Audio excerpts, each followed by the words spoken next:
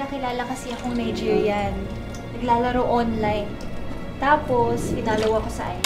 Kaya nang maikwento raw ni Mia na may nakilala siyang Nigerian national online, agad niya raw itong binalaan.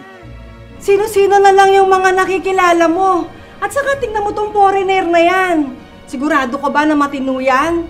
Ha? At saka, baka mamaya may kriminal yan sa bansa nila. Grabe ka naman mahusga, Nay. Kasi po talaga sa akin, hindi ko po talaga ina-allow kasi may mga anak din akong malilit na babae. Kaya sabi ko, pag mag-boyfriend ka anak, sikreto mo sa mga kapatid mo, baka gayahin. Kaya po, yun po siguro ang dahilan, hindi po talaga siya magpapakita.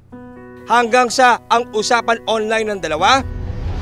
How did you find my profile? I saw your name in the online casino. So you're stalking me? I'm sorry, I can't help it. I just want to know you. Since now that you know my work here, why are you here in the Philippines? Mas lumalim pa raw nang aminin daw ni Uchena ang nararamdaman kay Mia. Good here in the Philippines. Life is also great. Also, women. So you have a girlfriend? Hopefully, if you meet me. Nalaman daw ng panganay na kapatid ni Mia na si Jose ang ginagawang panliligaw ni Uchena sa kapatid.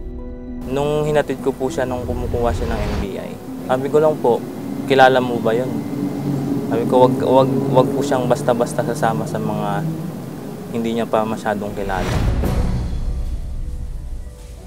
Kalaunan, tuluyan nagkaroon ng relasyon ang dalawa ayon sa investigasyon ng mga pulis. Mia. Hi. Yes. I'm Ozzy. Azzy! Yeah. Right. Why, did I not turn out to be the way you expected? It's just that I'm not used to meeting up like this. But we already knew each other. But that's online.